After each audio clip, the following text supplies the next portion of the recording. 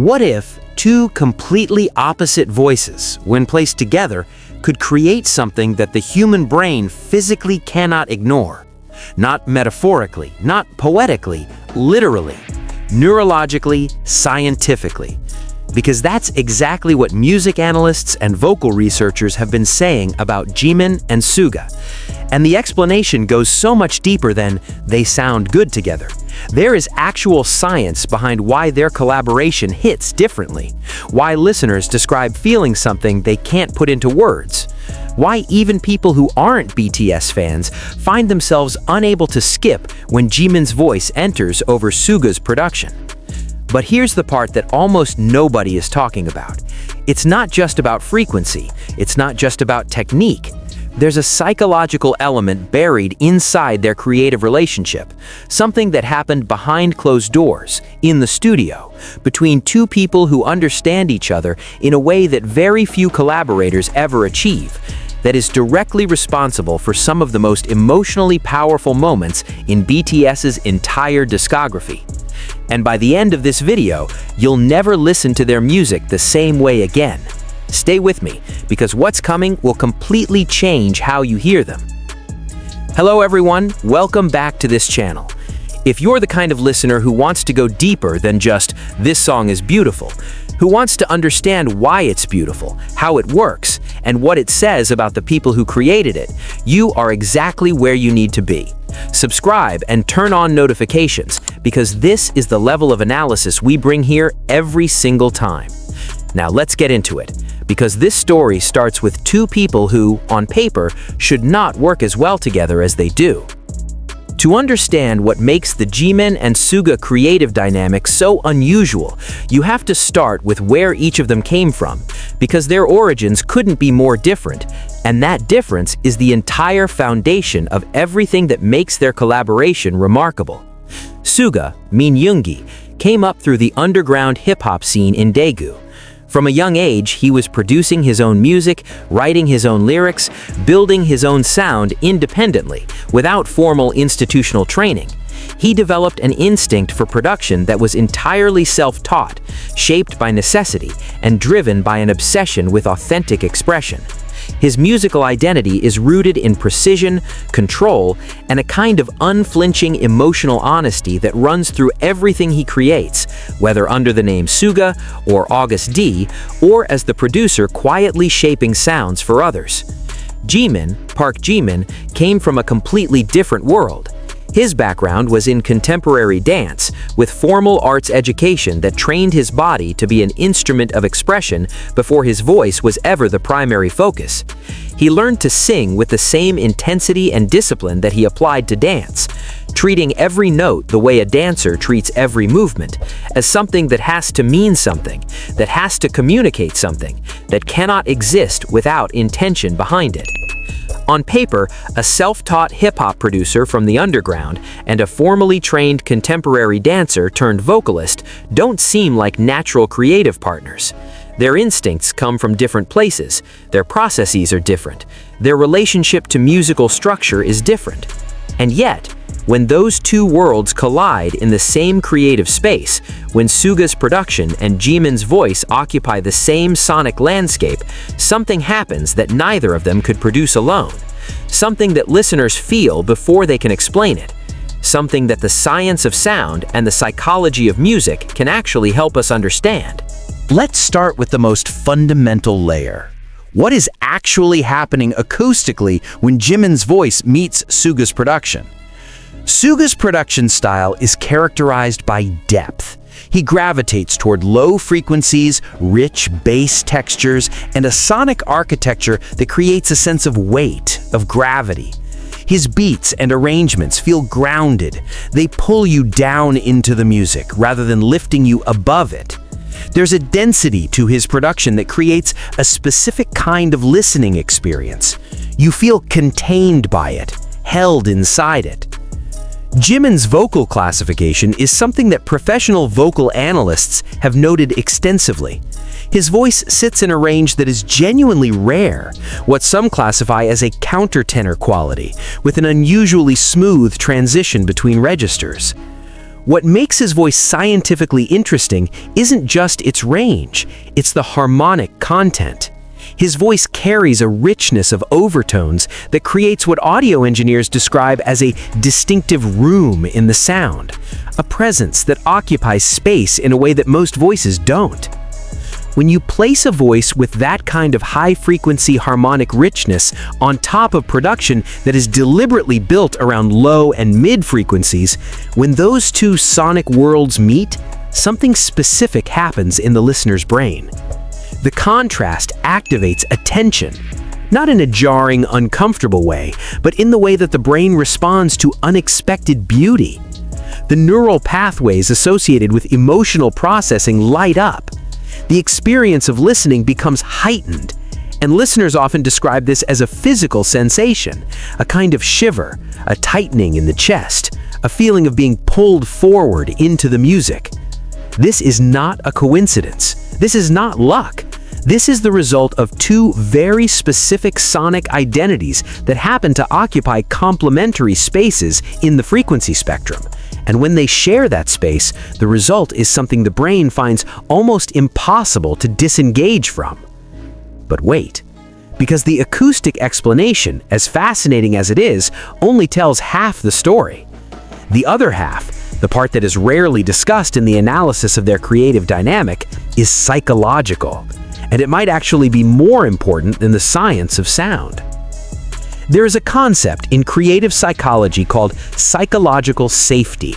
It refers to the condition in which a person feels safe enough to take risks, to experiment, to be vulnerable, to try things that might not work, without the fear of judgment, criticism, or rejection from the people around them.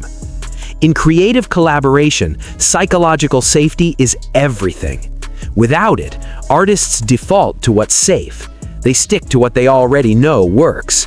They self-censor before they even begin. And the result is technically competent but emotionally hollow. Music that is correct but not alive. With it, something completely different becomes possible. And what has emerged through various accounts of how Jimin and Suga work together in the studio is that their creative relationship is built on an unusually deep foundation of psychological safety.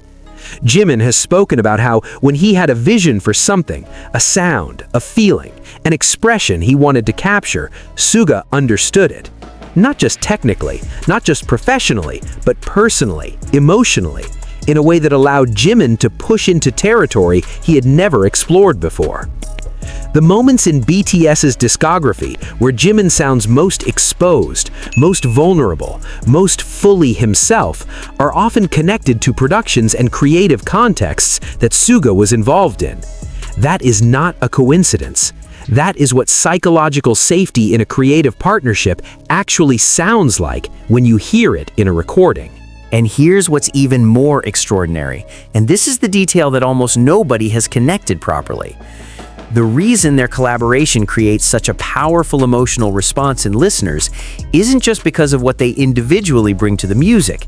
It's because the authenticity of their creative relationship transmits through the music itself. Research in music cognition, the scientific study of how humans process and respond to music, has consistently shown that the brain responds differently to music that carries genuine emotional authenticity versus music that is technically accomplished but emotionally constructed. Listeners can detect at some level below conscious awareness whether the emotion in a piece of music is real or performed. And when it's real, the neurological response is measurably more intense. What Jimin and Suga create together is authentic not just because they're individually talented. It's authentic because the trust and understanding between them, built over years of shared experience, of knowing each other through the hardest and the best moments, infuses the music itself with something that cannot be faked, cannot be engineered, and cannot be replicated by any other combination of artists. That's why listeners who have no context for who they are, who have never followed BTS, who stumbled onto their music completely by accident, still feel something, still stop scrolling, still find themselves hitting replay without fully understanding why. They're responding to realness, and realness, it turns out, is the rarest thing in music. let's take one more step deeper into this, because there's a dimension of their relationship that goes beyond the studio and beyond the music, and it shapes everything about how they create together. Jimin and Suga have known each other for well over a decade. They have been through every stage of what BTS has been: the early years of struggle and uncertainty, the explosive global rise, the personal challenges that come with living under a level of public scrutiny that very few humans have ever experienced. They have seen each other at their most vulnerable and their most triumphant. That shared history creates something in a creative partnership that no amount of professional skill can substitute for. It creates what you might call creative memory, a shared internal library of experiences, references, and understandings that doesn't need to be explained or translated. When Jimin and Suga work together, they're not starting from zero. They're building on a foundation that has been developing for over a decade. This shows up in how they respond to each other in performance contexts. Watch footage of moments where they share a stage, not just performing their own parts, but the micro moments in between, the brief glances, the subtle shifts in posture when one of them enters a particularly demanding section of a performance, the way one responds to the other's energy without any visible communication. These are not the responses of two professionals who respect each other's work. These are the responses of two people who know each other deeply, who have built something together over many years, and who carry that shared history with them onto every stage they stand on. That's what ARMY has been watching and feeling for over a decade, and that's what audiences who are encountering them for the first time are responding to, even when they can't name what they're responding to. And now we arrive at the moment that ties all of this together.